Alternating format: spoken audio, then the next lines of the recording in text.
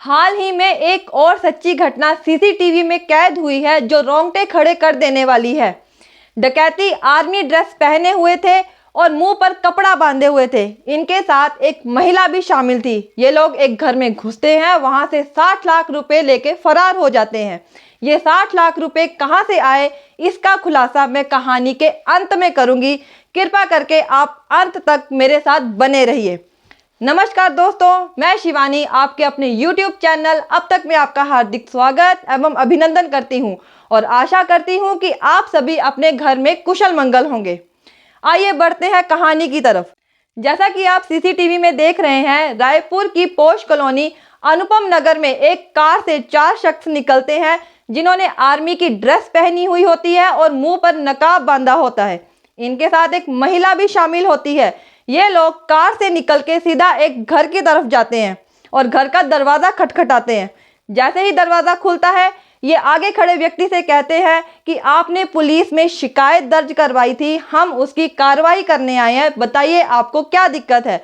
लेकिन आगे से व्यक्ति कहता है कि हमने कोई भी शिकायत दर्ज नहीं करवाई है, आपको कोई गलतफहमी हुई है, आप कौन हैं और कहां से आए हैं। लेकिन ये 4 शख्स उन्हें कहते हैं कि हमारे पास इसका पुख्ता सबूत है, चलिए अंदर चल के बात करते हैं। और ये 4 शख्स जबरदस्ती उनके घर में घुस जाते हैं और घर में घुसते ही ये दरवाज़ा बंद कर लेते हैं और उन्हें कहते हैं कि हम जंगल से आए हैं और लाल गैंग के सदस्य हैं। अगर आपने चीखने चिल्लाने या शोर मचाने की कोशिश की तो हम आपके घर में बम फोड़ देंगे। घर में मौजूद 3 लोग, जिनमें मनहरन बल्लू की उम्र लगभग 70 वर्ष की है, उनकी 2 बहनें प्रेमा बल्लू और रजनी बल्लू जिनकी उम्र लगभग 70 से 59 वर्ष की है, ये काफ़ी बुजुर्ग हैं और ये लोग डर जाते हैं और उन्हें कहते हैं कि आपको हमसे क्या चाहिए। ये 4 शख्स उन्हें कहते हैं कि घर में जितना भी पैसा है हमें लाकर दे दीजिए। वो बुजुर्ग पुरुष कहते हैं कि हमारे पास कुछ भी नहीं है, लेकिन वो शख्स घर में पड़े कपड़े और टॉवल से उन्हें बांध देते हैं और एक शख्स पिस्टल निकालता है और मनहरन बल्लू पर तान देता है और तानते हुए कहता है कि जितना भी पैसा है दे दीजिए। लेकिन मनहरन बल्लू हिम्मत रखते हुए कहते हैं कि हमारे पास कोई पैसा नहीं है। उसकी ये बात सुनकर दूसरा शख्स इंजेक्शन निकालता है और कहता है कि ये नशे वाला इंजेक्शन है, अगर हमने आपको ये इंजेक्शन लगा दिया तो कुछ समय बाद ये इंजेक्शन अपना असर देना शुरू करेगा और आपकी मौत हो जाएगी। इतने में वो शख्स उनकी दोनों बहनों को इंजेक्शन लगा देता है। अब ये लोग और ज़्यादा डर जाते हैं और ज़्यादा घबरा जाते हैं और घबराहट में ये बता देते हैं कि कमरे की उस अलमीरा में पैसे रखे हुए हैं। ये शख्स अलमीरा की तरफ जाते हैं और वहां से 60 लाख रुपए और गहने निकाल कर ले आते हैं और आपस में बात करते हैं कि अगर हमने इन्हें ऐसे ही छोड़ दिया तो ये लोग पुलिस को इन्फॉर्म करेंगे और पुलिस हमारे पीछे आएगी। तो ये लोग क्या करते हैं कि उन तीनों बुजुर्गों को एक कमरे में बंद कर देते हैं, उनका फ़ोन स्विच ऑफ करते हैं और फरार हो जाते हैं। ये चारों शख्स ये सोचते हैं कि जब तक इनके घर कोई आएगा या कोई दरवाज़ा खोलेगा तब तक हम बहुत दूर निकल चुके होंगे। थोड़ी देर बाद जब इंजेक्शन का कोई असर नहीं होता है तो दोनों बुजुर्गों में से एक बुजुर्ग औरत हिम्मत करके पीछे वाले दरवाजे से होते हुए अपने पड़ोसियों के घर पहुंचती है और उन्हें अपने साथ हुई पूरी वारदात के बारे में बताती है और उनके फ़ोन से अपनी बहन को फ़ोन करती है। और वही है कि बता रहे थे कि बांध के नीचे लेटा दिए थे भैया को प्लास्टर डाल के और दीदी को प्लास्टर डाल के इंजेक्शन लगा दिए थे। फिर वो दीदी को जाके मुंह से बांध दिए और फिर चेन वेन खींच लिए, अंदर से पैसा निकाल लिए, चेन निकाले। इन लोग, एक लेडीज़ थी और 2 जेंट्स थे और एक बाहर था।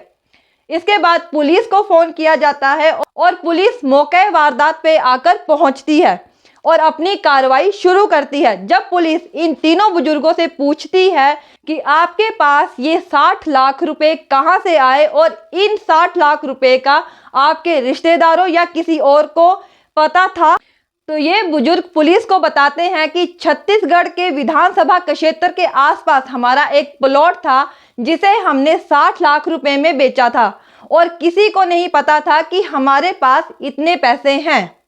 जब पुलिस इनसे पूछती है कि आपने 60 लाख रुपए घर पे क्यों रखे, इन्हें आपने बैंक में क्यों नहीं जमा करवाया, तो ये लोग कहते हैं कि हम ज़्यादातर बीमार रहते हैं, इसलिए हमने ये पैसे घर पर रखे ताकि बीमार पड़ने पर हमें बैंक ना जाना पड़े।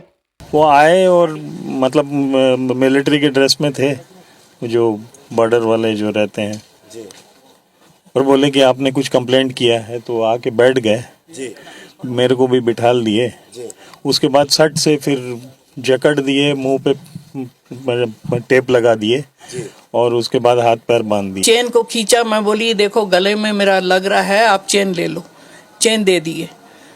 और फिर आके यहाँ इसको लाके बिठाया, वहाँ ब्रदर को यहाँ नीचे दबा दिया, उसका हाथ पैर बांध दिया और मेरा मुंह दबा के वहाँ फिर हम लोग दोनों को वहाँ जो कैश था उसको लेके चले। इसके बाद पुलिस अपनी कार्रवाई करती है और अपनी स्टेटमेंट देते हुए कहती है कि ये चोरी जिन शख्स ने की है वो इनके करीबी हो सकते हैं, जिन्हें पता था कि इनके पास 60 लाख रुपए हैं। और दूसरा ये कि जिनको इन्होंने अपनी जमीन बेची है उसे भी इस बात का पता था कि इनके पास 60 लाख रुपए हैं। जो भी हमारे ज़िले के सरहदी पॉइंट है उसको सभी को सील कर दिया गया है।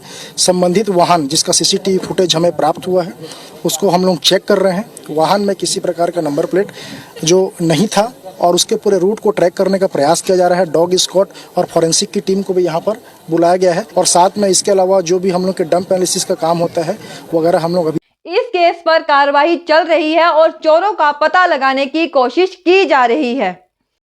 अगर आपको ये वीडियो पसंद आया हो तो प्लीज लाइक, शेयर और सब्सक्राइब जरूर कीजिएगा। मिलते हैं नेक्स्ट एपिसोड में, तब तक के लिए धन्यवाद।